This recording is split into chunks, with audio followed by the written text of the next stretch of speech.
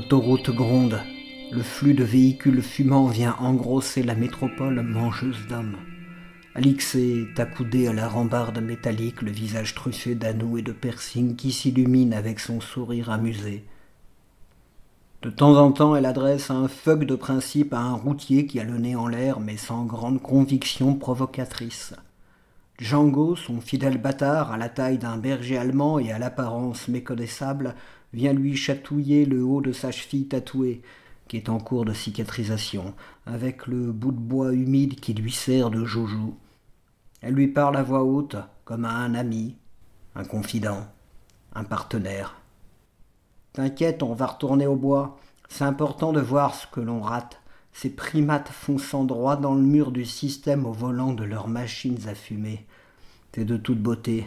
Plutôt crever que de monter dans une de ces carrioles crapoteuses. Si je fume quelque chose, je choisis mon produit. Ça les dépasse tout ça. Ils sont persuadés de faire ce qu'il est bon de faire pour exister. C'est quoi vivre pour eux ? Acheter le nouveau Graal consumériste, le jeter pour se prouver d'être en vie et surtout noter le produit avec les petites étoiles parce que c'est très important de donner un avis dans la vie. Et après, on recommence. Pas mon truc.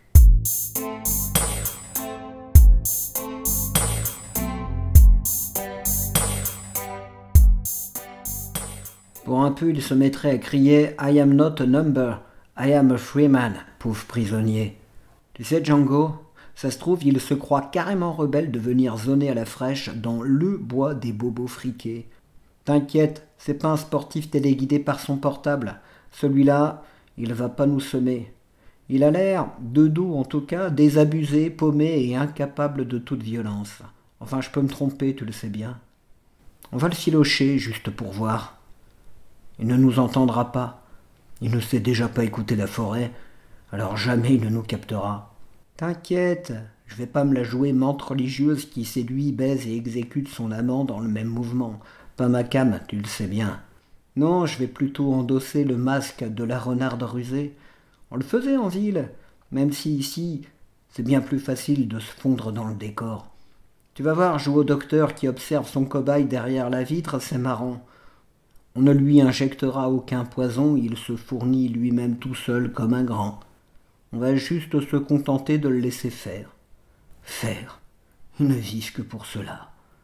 Nous sommes passés de l'âge de bronze à l'âge de fer pour s'échouer sur l'âge de fer. Cet âge touche à sa fin, lentement mais sûrement.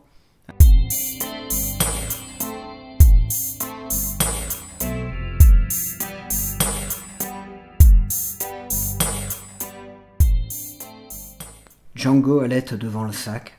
Alix en sort sa gourde à moitié pleine qu'il faudra remplir rapidement, une pomme et son opinel. Après s'en être fait tirer une paire en fouille pas très réglementaire, elle préfère ne plus sortir avec. Mais ne connaissant pas le zig qu'elle a décidé de filer, elle se dit que ce serait dommage de se priver de ce genre de précautions sans doute inutiles. C'est un mal après tout. La lame de 12, 120 mm pour les aficionados, fait toujours son petit effet. Alix retrouve sans trop de mal le marcheur malhabile. Sa manière de se déplacer la fait rire. Il semble redécouvrir la vie. Le drôle de cire alterne entre chemins balisés et sentiers improvisés, histoire de se faire des petites frayeurs, mais il a tout l'air d'un pur produit du système. T'inquiète, Django, je crois qu'on est tombé sur un client sympa. Je ne lui ferai pas de mal, mais si cela s'avère nécessaire, je n'hésiterai pas une seconde à lui montrer qui je suis. Faut les recadrer de temps en temps, les bobos paumés. Et puis qui sait, il est peut-être gentil.